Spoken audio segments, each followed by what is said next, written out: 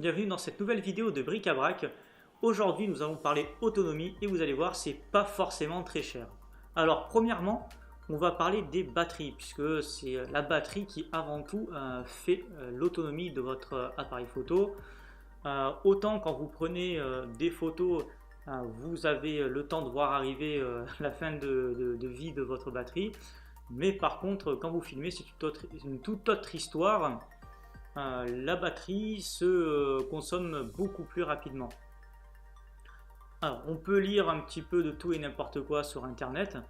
Alors je vous rassure tout de suite, vous n'êtes pas obligé d'acheter des batteries Canon si vous êtes chez Canon ou Nikon, enfin la batterie de la marque de votre appareil qui coûte une blinde pour avoir quelque chose d'efficace. La preuve en fait, moi ce que j'ai découvert par hasard en fait, c'est ces batteries là. Donc c'est des batteries génériques de marque Duracell qui marchent très bien. Alors pourquoi Duracell et pas une autre marque? Parce qu'en fait sur Amazon, notamment où je fais mes achats, il y a beaucoup de batteries chinoises où je n'étais pas trop sûr de ce qu'elles valaient. Bien que celle-ci, je suppose, est fabriquée, enfin je suppose c'est écrit dessus et fabriquée en Chine, il y a quand même derrière la marque Duracell, donc, qui d'habitude fait des piles mais quand même une marque assez réputée. Donc je me suis dit pourquoi pas tester ces batteries là. Alors il s'avère que ces batteries sont très légèrement moins puissantes que les batteries d'origine, dans le sens où une batterie d'origine fait 1120 mAh et celles-ci font 1020 mAh. Autant dire l'écart 100 mAh, c'est ridicule. Dans la pratique vous ne remarquerez pas la différence.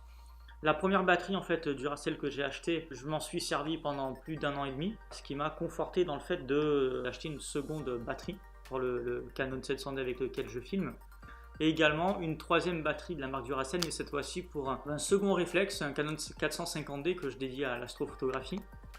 Et donc après plus d'un an et demi d'utilisation, je n'ai jamais remarqué de différence vraiment notable avec la batterie Canon d'origine. Que ce soit en termes d'autonomie ou autre.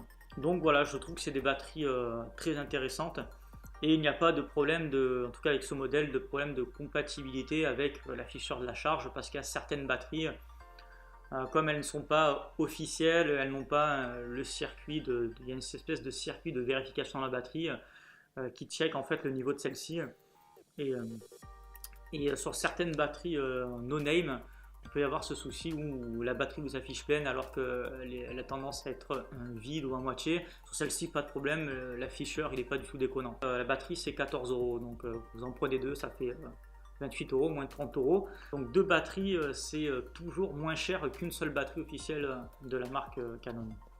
La solution pour éviter de changer aussi régulièrement sa batterie, c'est d'utiliser un grip. Alors un grip c'est pareil, vous n'êtes pas obligé de prendre un grip de la marque Canon qui va coûter une blinde. Ça c'est un grip Neewer, je ne sais pas si je le prononce bien, c'est d'une marque chinoise, mais qui font d'assez bons produits en termes de rapport qualité-prix. Je l'ai payé 19 €, pareil sur Amazon. De toute manière je mettrai tous les liens dans la description. Ce grip en fait permet de mettre, donc hop, si je l'ouvre, voilà, permet de mettre deux batteries. Donc tout simplement vous mettez donc vos deux batteries, voilà comme ceci, et donc simplement en fait vous doublez l'autonomie de votre appareil. Donc ça se visse en dessous de l'appareil, je ferai un plan pour vous montrer avec ce que ça donne.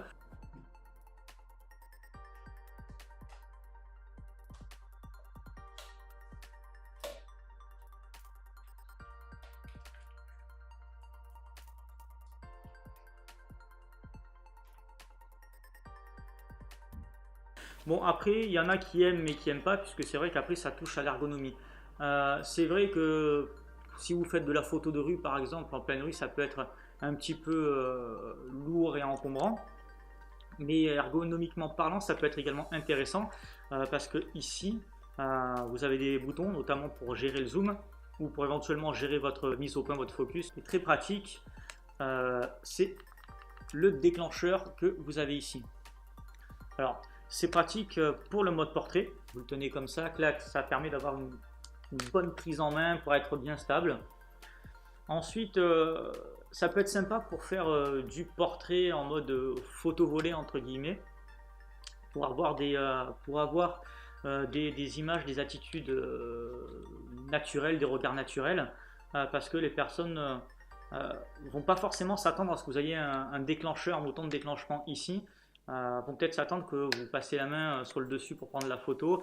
Donc là, si vous êtes, je sais pas moi, un mariage ou autre, ça peut être sympathique. Voilà, vous faites style de rien et vous déclenchez la photo quand la personne s'y attend pas. Voilà, vous pouvez avoir au moins de très belles expressions de visage naturelles. Donc c'est également pratique pour ça. Donc voilà le grip très pratique. Je recommande sans hésiter, surtout que 19 euros, c'est vraiment pas cher. Notamment en plus, autre chose à propos de ce grip là, si jamais au cours de votre séance de photographie vous n'avez plus de batterie, malgré qu'il y ait deux batteries, bon ça peut arriver même si là vous avez une grande autonomie, ce qui est bien avec ce grip, ce qui est également fourni, c'est cet adapteur là qui vous permet, si vous le voyez, donc de mettre 6 piles dedans et donc de l'enclencher, tac, comme si c'était donc une batterie. Après en termes d'autonomie avec 6 piles, je ne saurais pas vous dire ce que ça donne, j'ai jamais testé, mais en tout cas j'ai toujours cet accessoire avec moi dans mon sac avec un jeu de piles. Une autre solution, c'est de faire l'acquisition de ce petit chargeur portatif, également de la marque Neewer, donc la même marque que le grip, et donc qui s'alimente avec un micro USB. Pour le compléter, donc j'ai opté pour une solution toute basique pour une batterie simplement externe, voilà, qui permet entre autres normalement d'alimenter des téléphones mobiles. Voilà, donc c'est une batterie de la marque RAV Power qui fait 22 000 mAh. Enfin, elle coûte une trentaine d'euros et elle fait très bien le taf. Elle n'a pas la charge rapide, mais bon, c'est pas très important. Voilà, parce que de toute manière, moi, comme je vous le disais, je m'en sers pour recharger les batteries qui, elles, de toute manière, n'ont pas la fonction charge rapide. Donc, ce que je fais, moi, c'est je mets ma batterie dessus et tout simplement, hop, je viens avec mon câble ici, tac, et je viens brancher, si j'y arrive, je viens brancher mon chargeur de batterie. Donc là j'ai la batterie qui charge, donc c'est super. Généralement avec une heure à peu près c'est rechargé.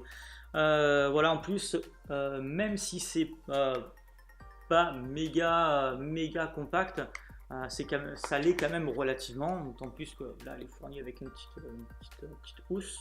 Moi ce que je fais en fait, c'est que quand j'ai comme je tourne avec 3 batteries, quand une batterie est vide, je la retire, je mets une batterie pleine dans mon appareil, enfin dans mon appareil du coup qui est en train de filmer, et en attendant, dans la poche intérieure de ma veste, je mets une batterie en charge et hop, je range ça comme ça. Bon, c'est un petit peu lourd, mais franchement, enfin, on s'y habitue, quoi. C'est pas ce qu'il y a de plus contraignant.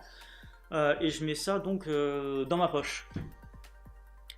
Voilà. Après, si la seconde batterie qui est dans l'appareil s'avère également arriver en manque d'autonomie, notamment encore à cause d'un tournage dans le froid, ce n'est pas grave, je mets donc la troisième batterie qui sera également en pleine, parce que j'ai prévu je pars avec des batteries généralement pleines pour pas être embêté. Je mets la troisième batterie en attendant et je mets la troisième batterie donc dans l'appareil en attendant que la seconde est finie de charger. Donc généralement avec 2 batteries, j'ai largement le temps que la première batterie est finie de recharger avant d'avoir passé 2 batteries comme ça, et ainsi de suite. Après voilà, je sors la batterie, je charge et je fais un cycle comme ça. Mais pour le moment il n'est jamais arrivé de passer plus de 2 batteries, donc c'est plus une mesure, on va dire entre guillemets, de secours pour vraiment être sûr, sait-on jamais, mais voilà.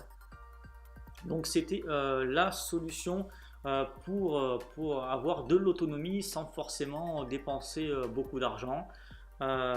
Donc je répète, le grip 19 euros, la batterie 14 euros, donc si on en prenait de 28, le chargeur de batterie 9 euros et la batterie externe 30 euros.